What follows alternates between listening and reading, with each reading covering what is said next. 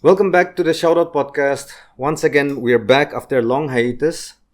I have a very special guest with me today. He's someone that I've known personally for a long time and worked with professionally also.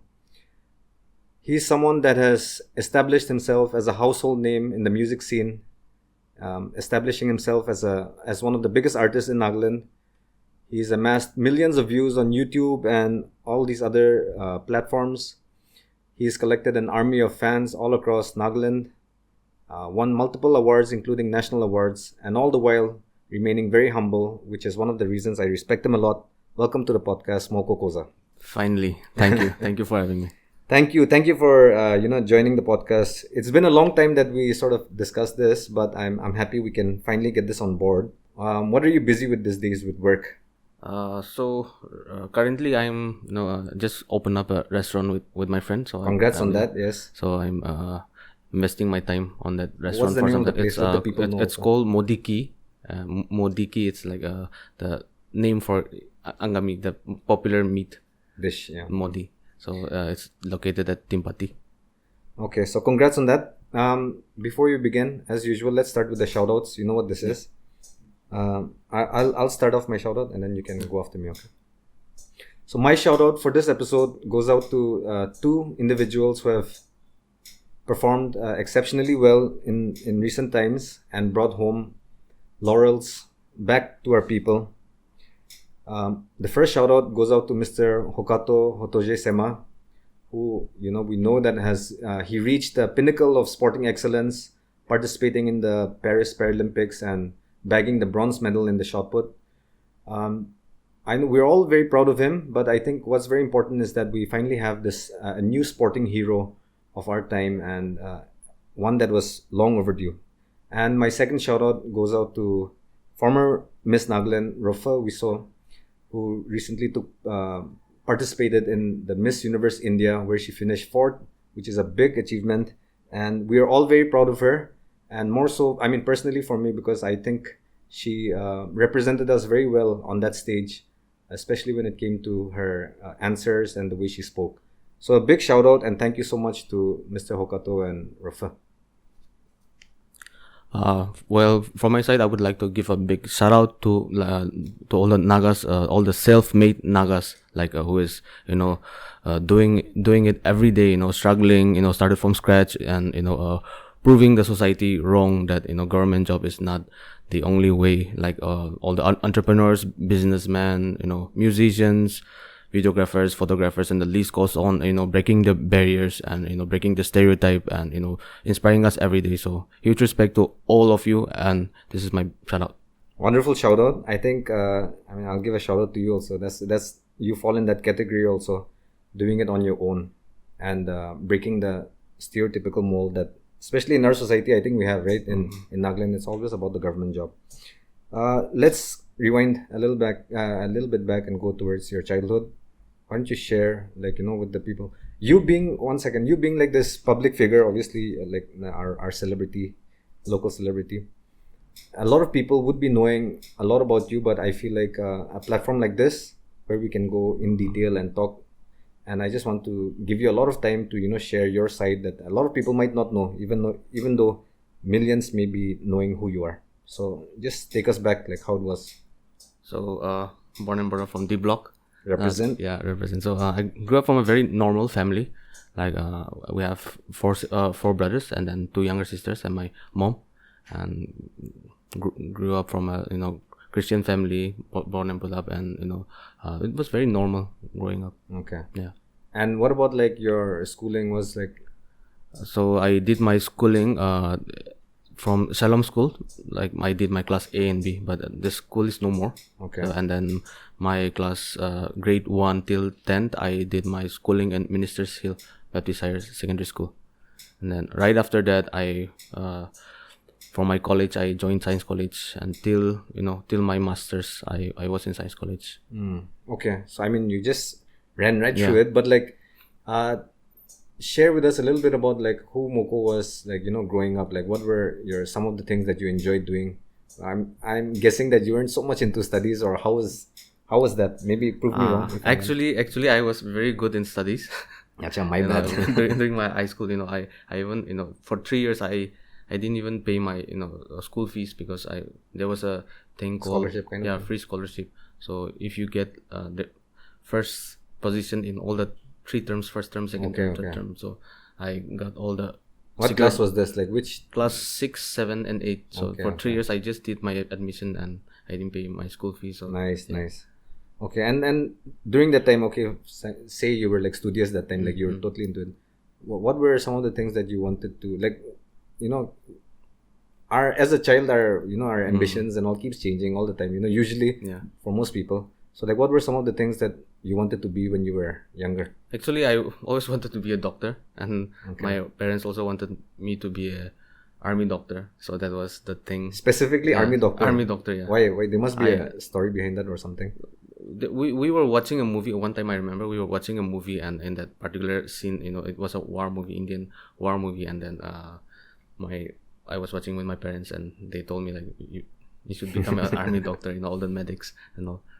So, but yeah, after high school, growing up, ambitions changed and all. Yeah. So what were some of the changes? Why did it change? So right after my high school, after I went to science college, I was introduced to like performing on stage, and gradually, performing on stage during the freshers days and all. I used to request my seniors to please give me a stage to perform. So like this was the first few times you ever performed, like live performance. Yeah. Initial days. But I mean like before that also, like when you took anthropology, right? Yes. Sorry. And so what made you take that, or like was there like a reason, or? It was also not planned. Actually, I was supposed to take geology, but the seats were over. So okay. Anthropology was the last option. But I think it benefited me a lot. Yeah. And how was that experience? Because you said you already into music and you wanted to perform and all that. So like, what was the clash like? Like with studies and you're first getting into music. Actually, I tried my best to balance with the music thing and my studies also, and I felt like for me there was no such hurdles or any barriers towards not being able to do both at the same time. Yeah. Okay, now I want to ask you, like, because now since we're already getting into it, which is going to be the main portion of our discussion today or conversation today, is the music and your journey and all that. So this was, you said, earlier in college, but when did it actually start, like your love for hip-hop or music in general? It would be around 2005 and 6. I was introduced to hip-hop music in general, especially. So that time, Eminem's this music... was one, like, you're in what class? Or I was in class college? 5. Oh, just 5? Yeah, okay, class 5 or 6, yeah. Okay. So that time, Eminem's music was everywhere. Big that time, yeah. Eminem Show and Encore. Those albums were everywhere. So Mockingbird was there, Toy Soldier. So it was everywhere. Like everywhere I go to Busey area also, the bus drivers will be playing that taxi song. drivers, Even in VH1, everywhere I go, like Eminem it song was huge. everywhere. Yeah. He was huge that time. I think with all this music around, I got more interested into hip hop and So that's at a very young age. I mean, class 5 is very young. So when did you become sort of like or start thinking about, or even like start writing, if you did start writing, or just performing for fun, like for friends or whatever? Like when did that part of it start? So it basically started from me writing all the lyrics. I used to maintain a book, and I used to write all the lyrics. Even I'm sure very wrong. Yeah, Justin Bieber also, I used to maintain a lyrics book. So but I used to write. So listen to Eminem song, Lil Wayne song, and then gradually I developed the habit of writing my own songs. When did that start? Like it would be around 2000 when I was in my 9th grade. 9th grade. Yeah, 2009 and 10. Yeah. Okay, that's also pretty early on. And now when you start creating, like for me this I feel like this, but when you start creating, there comes a time when you sort of decide, or that, or you have a feeling that this is something that I want to do. I'm sure it wasn't like that immediately when you just started writing your own. Like, share a little bit about, like, when did you sort of feel like this is something that I want to do for real, like not just for fun? And Actually, it was the initial songs that I wrote. I was just doing it for like love of hip hop. Yeah. Doing it for passion. But exactly. Yeah. it was in 2017 when I released a song called One Day, and the song went viral. Yeah. So it made me realize also that I could actually do something through music also. So 2017 was the year of my realization. Yeah. So you would like credit the song going viral as in blowing up, that you felt like that's something like a motivation that you needed, or a sign or something like It that. was something I needed. Yeah. Yeah. Because it is, I think it's quite hard to take the first step to like convince yourself, or make that decision that this is something that I want to do for real. So now that you have sort of like decided like this is something that I want to do, and this is something that is in our society, as you know very well, it's not such a accepted thing, like I want to be a rapper when you say that, or a musician also for that matter, but rapper more. How was that taken at home or around family, or just friends and all? Like I always wanted, I always wanted to be the biggest rapper in Nagaland. That was me back in the days. I wanted to make it, and I was manifesting it, from way back. And then after all that, with my college also, I was writing music, performing also, and I never got back papers also, never bought bad grades also. So my family also accepted like what I was doing. So there was they were very supportive of what I was doing, because even during exams and all, if I have an off tomorrow, then if I have a show, I'll go and perform, and then I'll come back, I'll study and go. Yeah. I mean, shout out to your family. That's a big thing. I mean, it's people don't understand how important having a good support system is when you're about to embark on something that's usually not like widely accepted in society, or like that. So when your core support system is strong, then like I think it makes it much easier. So like big shout out to them. What about I'm sure obviously there'll be lots of the doubters and all. How was the the messages or the vibes that you're getting from all these people who are like laughing at you, or like of course, like just like not everyone will like no matter what you do. So initially it was very hard for me to take it, like I was criticism, also criticism. I was also personally affected, and I used to go through all the comments. I only want to see the good comments. I don't want to see the bad comments. That's my expectation. But just realize that not everyone is gonna like you or your music. So I once I started realizing and accepting that, it has like stopped affecting me also. Initially it was very hard for me. I think that's one of mentally, yeah, you answered one of the questions that I was going to ask you, because it's something that I've noticed with a lot of the young artists in our scene today, is that the negative comments, like you said, and nowadays it's even more than before, like the trolls and all these people who just constantly, or even without any reason, just so I was just about to ask you, like how was that process for you? Like how, like you said, gradually you learned to block it out, but like what would your advice be to a young musician who maybe has put out a music video or a song and he's just getting bombarded with all these trolls and these hate comments?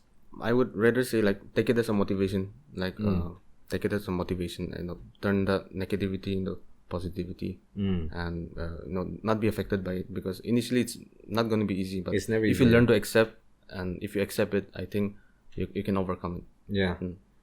And I think also one thing that I say also is that you shouldn't block out these like people like to sometimes just turn off the comment section when they're getting all these hate comments. I think you should be able to learn to take it, because we shouldn't be delusional. We should live in, like, even though a lot of them are stupid people who are just nonsense, they're just spewing nonsense, but you should be brave enough also to accept everything that comes your way, because once you become like a public figure, you have to, everything is fair game, right? Like you have to be prepared for that. College, you graduate from college, did your masters?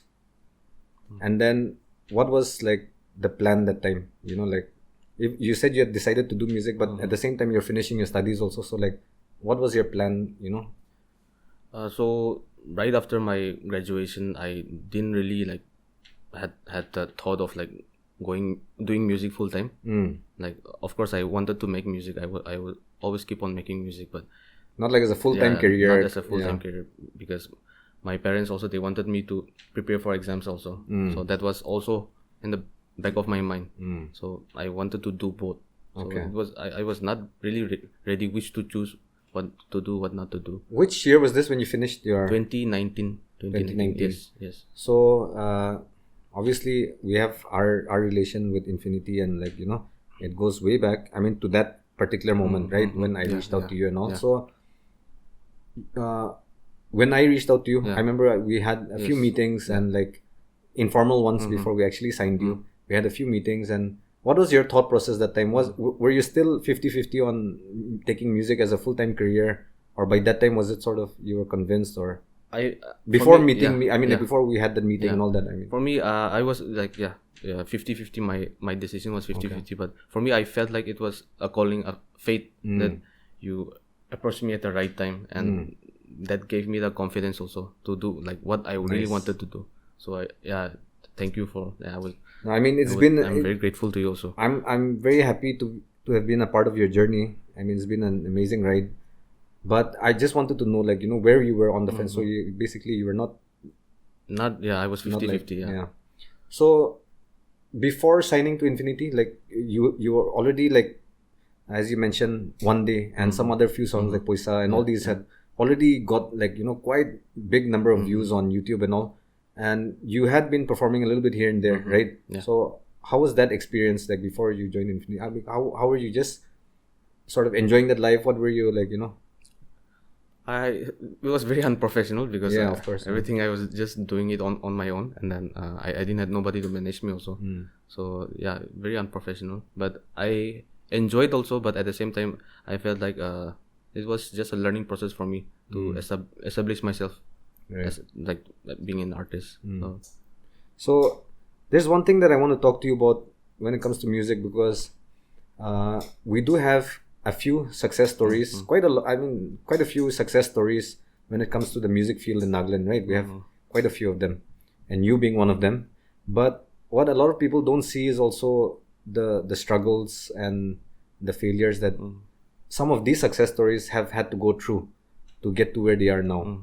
So, I mean, whatever you want to share about your journey before Infinity, with Infinity also, but what were some of the real struggles that you went through as a musician? Maybe sometimes when you were doubting, like why am I doing this, or that kind of. Firstly, I think it would be like getting my music out there, like trying to get my music out there. Like it started off from one like on Facebook. I would send it to my friends and all, just trying to get my music out there. It would get like maybe 100 views for 10 days or something. But the process where I was like trying to figure out what to do with my music, also try to find my voice also. I think that was the one of the struggles I faced. And initially, I mean gradually, with writing songs in local dialects, and then coming to Nagamese, I think I thought like I have found my niche. Your niche, and that's who you are, right? We'll get into that soon. So one of the struggles was you finding your voice, or like the Moko that who he is now, how right to now, present right? myself. I think that's a lot of artists do take a lot of time with that, but once you get there, I think it's a very good sign that once you know who you are, and like the type of content also you're putting out is really you, genuine, and that's where like a lot of fans connect with you also. I think that's nice. What about like monetary, financially? That's one thing that a lot of artists face, especially those who have committed to doing, like, say that I'm going to do it full time. So what about those kind of struggles? What was it like? I mean, it's a struggle. Whatever it's a struggle, because I remember like my first studio recording. I've never went to a studio and recorded a song, and I couldn't afford studio money also. I asked from my mom to give me money for recording. And he gave she gave me, and she was kind of suspicious also, because asking studio money, so she was also like, are you using it for something else?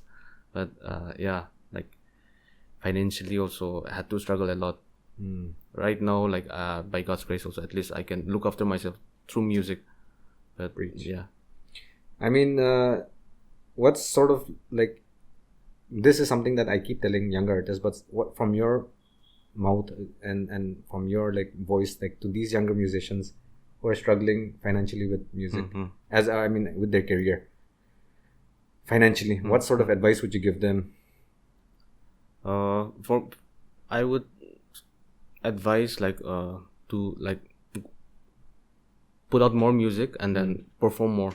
I think that is the main source for a musician to sustain oneself. Yeah. I mean, I get that. Even my advice to them is like, especially in the beginning, don't prioritize money, right? Like, Yeah. But it's also, even I know it sounds very easy to say also, but when you're doing it, it's hard. Like when I tell artists, like, don't prioritize money and focus on your career, and money will come automatically later. It's easy to say that, but when you're going through that, it's quite tough also. Yeah. Which brings me to like, where do like local artists, especially the ones that are coming up, new names and stuff like that, and with so much competition now in every genre, right? How do they make money nowadays? Like what's your take on that? Like what's the best way to go about to try and sustain themselves if they're taking music as a career? Which way?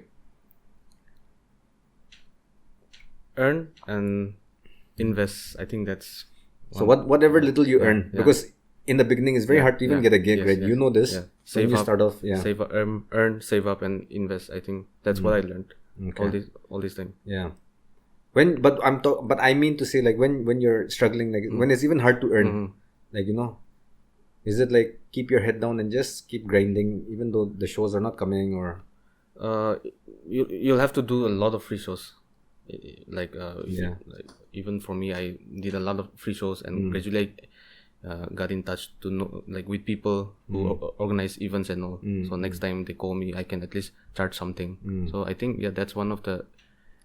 So putting your ego aside also in the beginning. Yeah, in the beginning, because not you can't just, as a new artist, you can't just come and charge huge amount. Yeah, your own rates. Fresh show, yeah.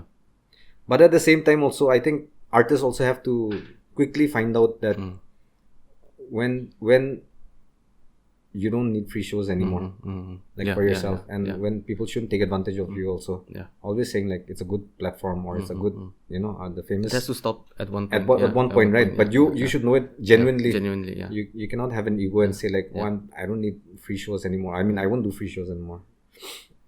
When you are working on music, because a lot of, when you say like successful stories in the music industry, I mean,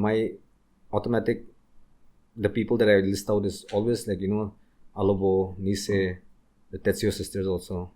And those are like the names that I automatically come out with. Hip hop, there's no one been like, like who's established themselves as one of the top artists in Nagaland across the genres. I'm not talking about just hip hop, and across all genres. I feel, when we, like, there's a genuine argument that we can make that you are the biggest artist in Nagaland. When we talk about, I hate judging artists and all by their numbers, their stats and all, but you have to figure that in also, like, the followers, the views that you get, the shows that you're doing. So in that respect, I do consider you as, and that's why we market you as also as one of the biggest artists in Nagaland. Having someone like that in the hip hop genre, like, I just want to know your thought process when it comes to your work, because I think hip hop is not such a, it's one of the biggest genres in the world, but in Nagaland people don't know much about it. So like, just tell us a little bit about your thought process behind, and what goes the process of making a song basically. So from the inspiration to the execution, like, just take us through it. Yeah. So firstly, I try to imagine, like, try to find out the topic, and then I try to look for the beat music. So I just go through online searching for similar sound that I like, and then when I'm writing, I try to make sure that I'm not only writing the song, but actually I'm also performing. Okay. And I'm also like shooting the music video, so all visually that also, already yeah, is all already- that, yeah. So accordingly, I try to write my song, and then with every line that I write, like I try to make sure that if I say that line on stage, and maybe the crowd can How are they going to react, or if they can sing with it? yeah, and then the music thing comes in, like I with the producers, I get in touch, and then they send me demos of it, and I write on the demo only, and then after the song is done, I go to the studio and The record the final recording song. process. When it comes to the type of content, like every song is different, obviously, all different topics and all, but what kind of content is it that you like making, like when it comes to songs and the lyrics, like what? Because you obviously as a musician, you have a wide catalog of like different topics and different songs and different messages and all, but what's the thing that you like? For me, I'm more into, like, I like writing sarcastic and satirical songs. Just pulling each other's leg and all. Yeah. I'll just add something here. Like someone said this to me, I won't mention them, but like it's a very genuine comment also, and I think it's a very big compliment to you also, is that you are the our era's Methanile, which is like, shout out to him. That's who he was, like he used comedy and he was such a popular figure like that. But that comment also comes in relation to like how you just talked about it a little while back, how you found your voice, and that was like the Nagamese rap. Nagamese rap is now a big part of you, or that's who you are, like a big part of you is that.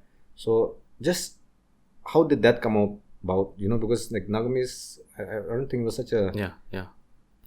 So initially, when I started writing my own songs, it was English only, and then I was in my experimental stage, so I wanted to try out local dialects also. So the song One Day I wrote in English and Tiniti language, and then the song was very well received, and the response was very good. So I also thought, why not like try in Nagamese also, because since Nagamese being the common language of the Nagas, so Puisa was the song I wrote when I was in my college, and the song was also very well that received. also went yeah. pretty viral. Yeah. So with that thing in mind, I thought, like, why not I do more songs in Nagamese, because Nagamese can reach out to even every corner of rural rural areas areas, and also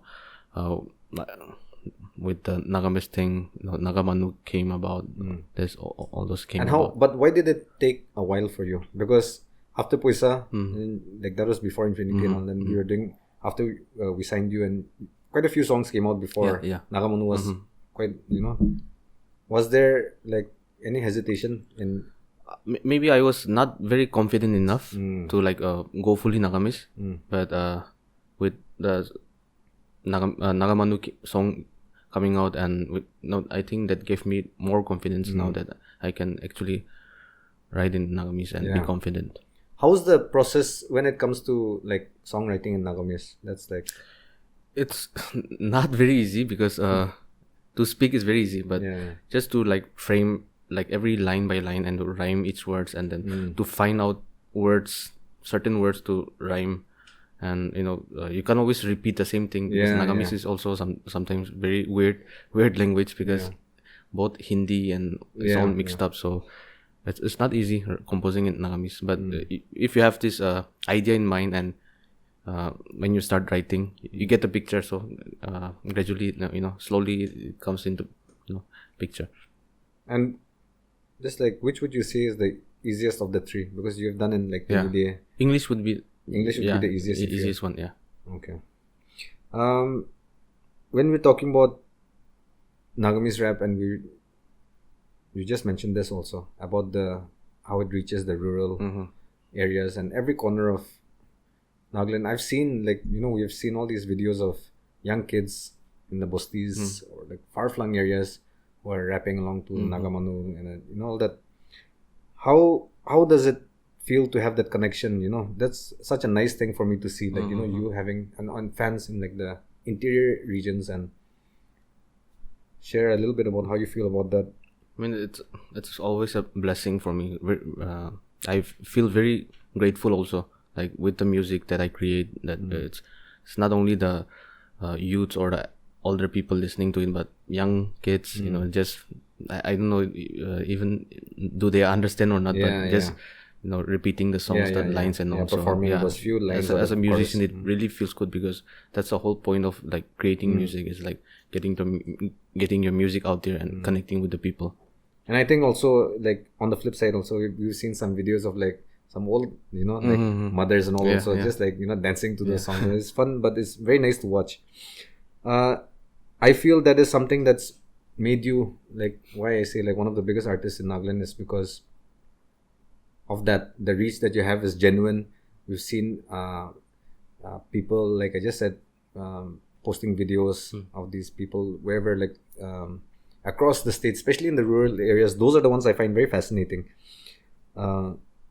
Share with us some of the best moments like that, like because you've performed in like pretty remote areas also. Like I would say like you've performed in some of those. So share with us some of the nice moments or funny moments also, like while engaging with. Especially performing, a little bit of away from Kohima and Dimapur. There are not like less concerts. Not concerts don't happen like every now and then. But, of course. So like whenever we go there, even for us, I feel like a tourist because how like they would react to when I'm performing or like just meeting me also. And one funny, this actually a funny incident also, but it's when I was in my college. I was going back to after an event. I was going back to Jotsoma, and then from a taxi. So the taxi driver was playing my song. So he didn't knew that I was I was an artist. So he was driving along, and then itu karena I was also just playing along, but last day I told him that itu mila ganas ya. So he stopped in the middle of the road, and then very surprisingly, first surprise he looked at me and like, oh sorry, and then he told me like, let me please buy you a beer. Then we went back, bought a couple of beers. We parked it along the highway, shared a beer, and he dropped me. Nice. Okay. What about? I mean, like when you said that about going into the like like a little more remote regions and all, I think I've witnessed this is that here, I don't want to throw shade or anything like that, but here they don't, that looking up to artists is. People here played a little cool, like just like a friend or just I know him and all that. But the response that I see when you go to these other places, like is real. Is like they're like screaming for you, and that's like authentic. It seems very different, right? Some of the best shows that you have performed here outside, because you have now like obviously I know the ones that you have performed, but for you personally. You have performed in some of the biggest shows in and around India, outside also. So, what would you rate some of the top performances? Experience-wise, like for you personally. For me, performing at this Rap 91, Spotify Rap 91. That was one of my biggest stage also so far. Really grateful like to have gotten the opportunity to like share the stage with big artists like Raftar, Dino James, and all the Kali gangs and all. And also, I got to perform in front of Ayushman Khurana. Yeah, it was an NDTV event. Yeah. For those that don't know, Spotify Rap 91 is literally the biggest hip hop concert in Nagaland, in India. Sorry, India. And that is they base it off the highest streaming artists in India, and then they put these artists. It's a big show, and when you got on that platform, I was super excited, like to have someone. I don't know if you were the first. I think you were the first Northeast also. Or was Jeannie? I don't know if Jeannie was there before. I think. Oh, Meba was there before. Okay. Meba. Shout out to Meba. But yeah, it was a huge thing. Spotify Rap 91.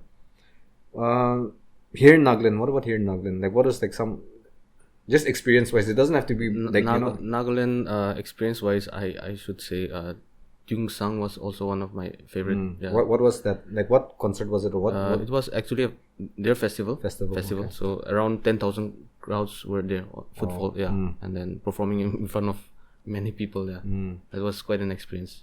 And obviously, I would guess Naga Manu being the biggest, most like well-received song. How would you say? Like which song? I think Naga Manu would be up there. And word for word, how much would they know?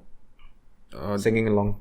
They performed with me till till the second verse. Wow. Yeah. I think as a musician or as an artist, that's one of the greatest joys, right? Even if there's 10,000 people, but if they're singing along with you to your lyrics, I think that would be one of the most satisfying things to experience. Being serious in music industry, I mean, like you have to have, like you said, when it comes to like the comments, especially the criticism, some of it is fair enough. They give very good constructive yeah. But most of the times it's BS. Most of the time they just, because they don't want to. So you have to develop like a thick skin, right? What would be some of the funniest rumors or something that you heard about yourself, like I heard a lot of rumors, but one thing that is coming to my mind right now would be, I heard a rumor that I was married to a divorcee. Okay, fine. Why? How did that rumor start? I don't know where it came from, but it was all a rumor.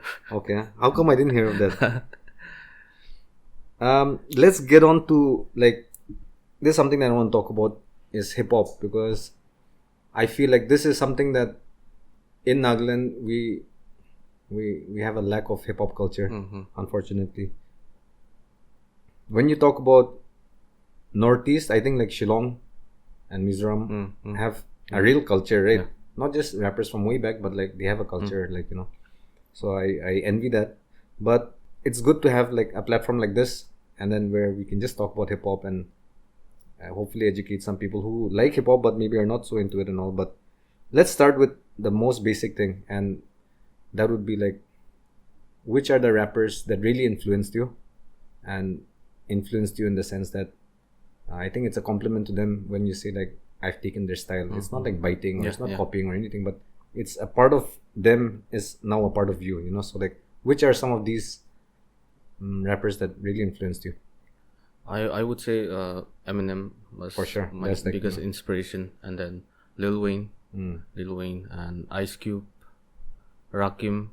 I find my inspiration, like especially when it comes to the technical part of it. I try to study Rakim's music, and then God MC Nas. So Nas, okay, he's always up there. I mean, this I'm not telling you to list out, since like it's always everyone's personal list is all the top 5 keeps changing or whatever, but I wanted to know how they influenced you. Like, so when you talk about Eminem, because you mentioned this, that he was one of the first names that or the first rappers that you heard, and he was everywhere that time for sure. Like, he was so big.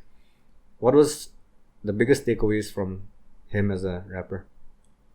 I think for me, just being open and very expressive about being an artist, not being like not being scared to speak out, just letting it out, like using music as a platform. I think that is one of the main thing. That's him for sure. And not being like the generic rapper, he's like totally out there, extra in fact. He's a little. What about your writing? Because in hip hop, I think everything there are different factors that all matter, but I think at the end of the day is your pen game, right? Your lyrics. Every rapper prides themselves on their lyrics. So who would be some of the ones that really influenced how you wrote? Lil Wayne would be my biggest inspiration when it comes to like wordplays and all. Trying to play with words and all. I think Lil Wayne, I take almost everything, like my biggest inspirations. Okay, your style or whatever, that's Lil Wayne. When it comes to playing game, I mean, respect to Lil Wayne. He's like, definitely one of the greatest. I think across generations. Like, I don't want to have this debate of who's the best, because that I think is like when you talk about like Messi and Ronaldo and this and this. Like, it just debating it. huh? Started right.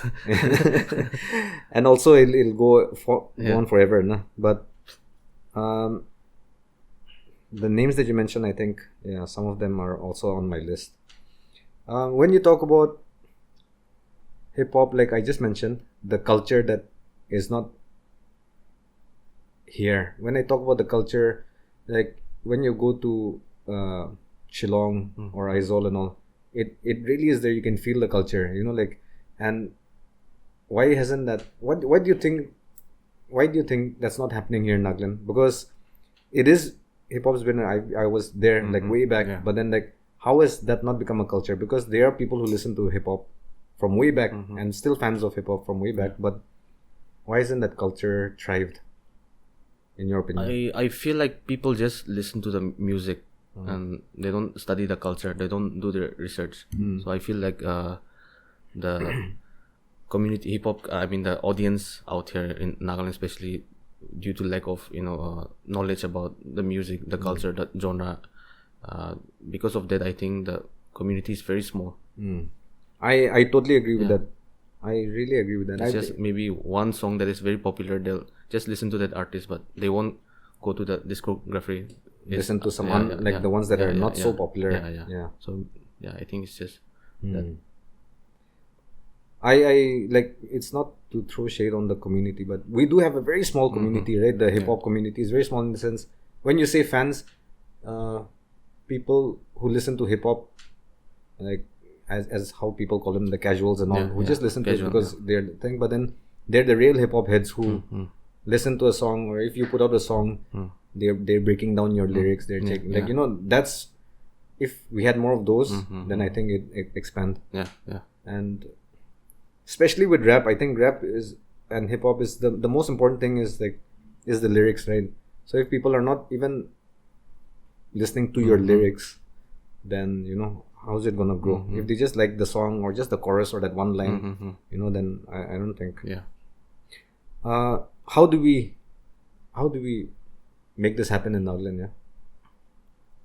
Because there are a lot of rappers now in Nagaland, like some good ones, really good ones also. But how do we make this culture, grow this culture? We should talk more, like educate the people more, like how we are doing right now. We should keep on doing more of this. Like have a talk about like I don't know, hip hop talks or something, and also try to bring the culture in rap battles and all, make it more often that people get to realize like what hip hop is really about. And also, one unfortunate thing is that hip hop always has a negative connotation to it, right? Like the genre. Yes. Like it's a very negative for some reasons that obviously are like it's like that, but like. I think if people can also see the amazing side of the culture of hip hop also, like it'd be good. In Nagaland, the other rappers that are like up and coming, or some of them are also established now, who would you give a shout out to? Some of the ones that you like. Right now my personal favorite is Savizo. Savizo is really coming up here with the skills that he has right now. So big shout out to Savizo. What about in the subgenre or the Nagamese rap? Because this is something that I've heard a few. I'm not too many, but I've heard a few other rappers also starting to rap in Nagamese. Some are very just average. I don't want to. I feel like I've heard couple of songs also like from these rappers. Like they're coming up, and I would really encourage them to like keep on doing, so that they can master that. Nagamese rap. I think like we're talking about it. So I think one of the keys to growing a culture would be maybe if Nagamese rap blows up, at least within Nagaland, then that's something that everyone understands. When you in rap, you try to be very clever, right, with word plays and schemes, and we use these complex rhymes, and also a lot of things goes over people's heads. But when you do it in Nagamese, I feel like if everyone, the people in the remotest areas and all can understand what you're talking about, then maybe that's something that we can build on. So maybe Nagamese rap is one of the important factors that we need to build this culture slowly, you know. When we talk about Nagamese rap, and you said that now you found your voice, which is that being like primarily a Nagamese rapper now, right? Why don't you share a little bit about the plans that you have? Like, I think it's fine if we disclose some plans that we have. Like, So I currently am making an EP, so that is like full-fledged only Nagamese songs. So I am currently working on some songs also. So more details would be out like after like the completion of the work. We can't say everything right now, but But yeah, I'm planning on a Nagamese EP. I think I'm very excited about this. I mean, like, I think this one is going to be a game changer, and I hope it's received like that, like from people all across Nagaland, and that can spark something like this hip hop thing where we encourage a lot of youngsters from everywhere to, like, you know, start picking it up and do that. That'd be an amazing thing. Let's move away from music a little bit. I want to ask you some touch on some few topics. One thing I've noticed about you is that family is very important to you. You know, like some traditional values, family values. You keep it very close. Because I know you personally, I've seen that. Just share a little bit about that. Like, why is it like that, and like, what do you feel about that?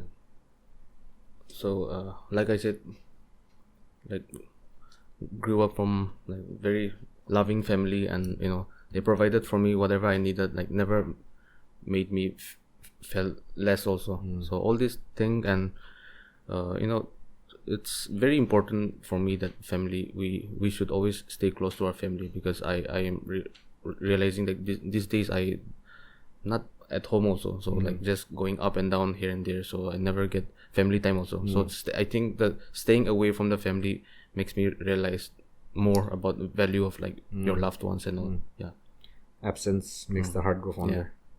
But you've always, because like I said, I know you personally, I've seen that you've kept it very thing. What about the traditional values? Because you like to always represent also. I mean, it's not like you're talking so much about every culture thing, but you always like to involve the Naga, you know, like how you represent it.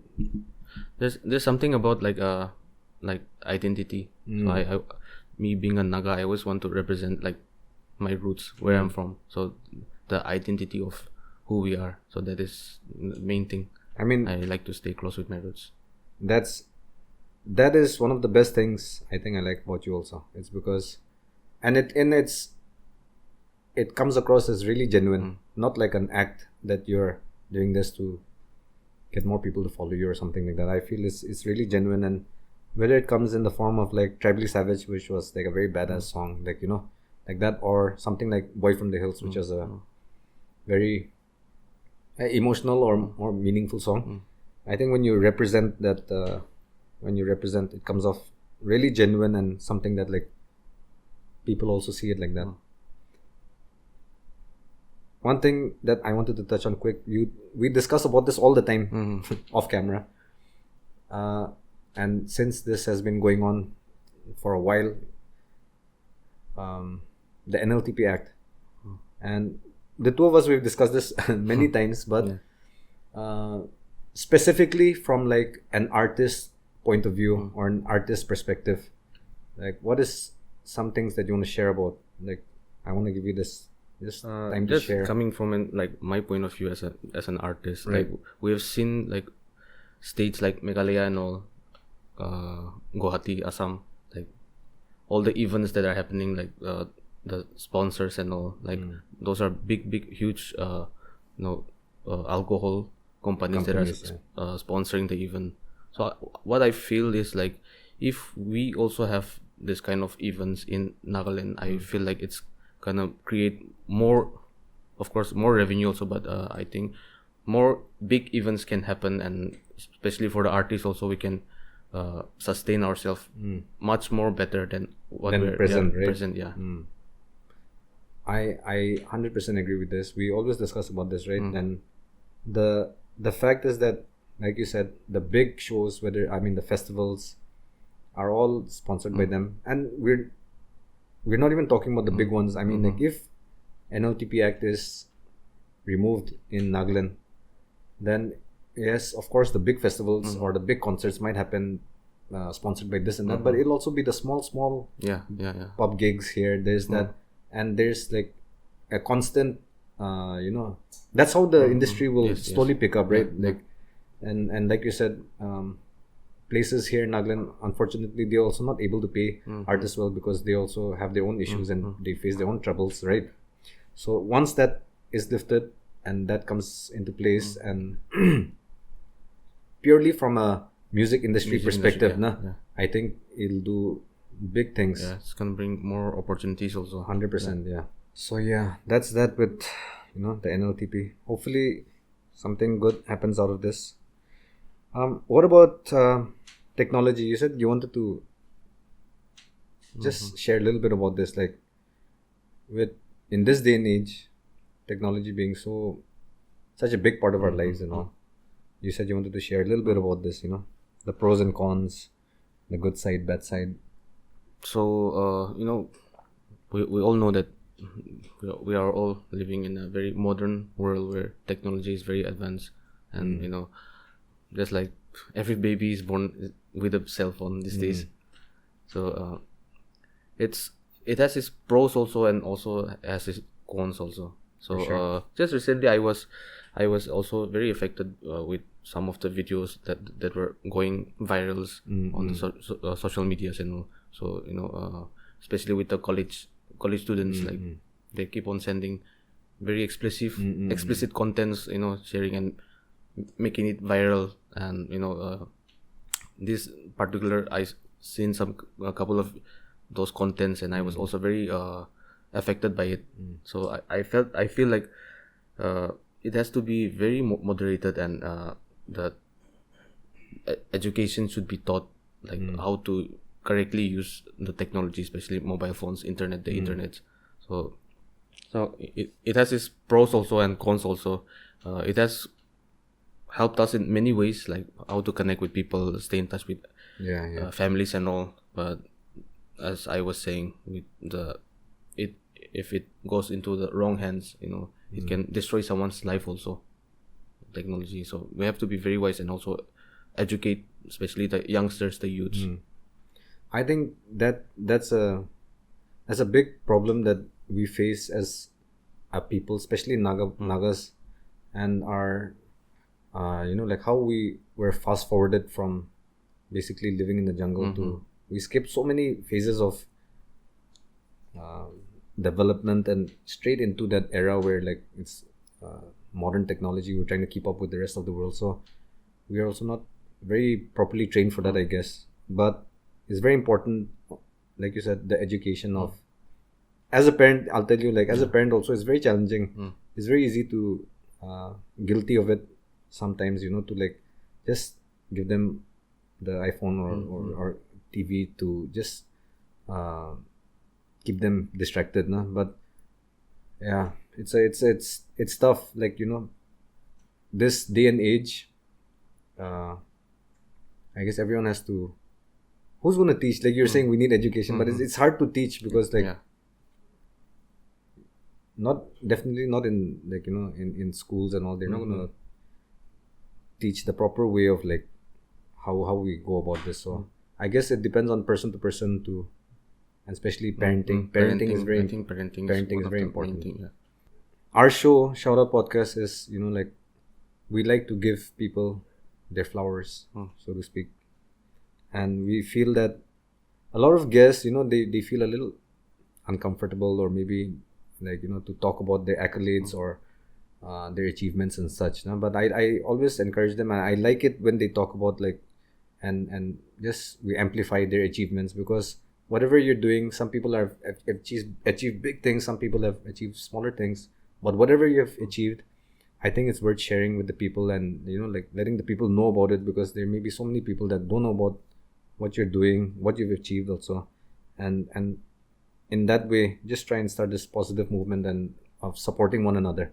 So I just want to give you this time, and because you do have a lot of accolades, And so why don't you start by sharing some of the ones that you're really proud of, the ones that you feel like that means to that means a lot to you. So take your time with this and just So where should I start? But I'm really grateful for like one of the competition where I won. I secured third position. So it was way back in 2016. I entered a songwriting competition, Okay. and then I got the third position. So Okay. that's something very I always like very dear to me, because that is One of was the ones that something made you believe. believe that I could do something with music also, my motivation also. And also I got the chance to win twice Nagaland Music Award for best hip hop rap, and then also getting to win this Radio City Freedom Awards, where like it was a huge competition where like mainland artists, like all the rappers, big artists big from names, India, all the big big names. names. So I was also very grateful to have won that award. That's it. That's all you I mean, I understand some people just are not you're comfortable with just sharing, but like I think you getting the type of numbers that you do on YouTube is also, it's mind-blowing, because there are a lot of good artists. Forget about, I'm not talking about Nagaland or India, I'm talking about even in the US and all, who are not that big level artists. I'm not talking about like A-list kind of thing, but they are still big. And when you look at their YouTube numbers and all, it's like I'm quite shocked also that how do they only have this much views compared to like so you hit your silver play button. When was that? It was like 100K subscribers. 2022. 2022. I think that was a big a big deal. Having 100K subscribers is and what's the next one after that? 250K or 500K? It's 1 million. Or it's like from 100K to 1 million. Okay. So hopefully that happens one day soon. One day. Okay. No, besides that, you have other big achievements also, but if you just want to mention those, then I'll just keep it at that. We're nearing the end of the conversation. I want to end it with something that's the bond between the two of us, which is Infinity Inc. I'll share my small part of this before I let you think.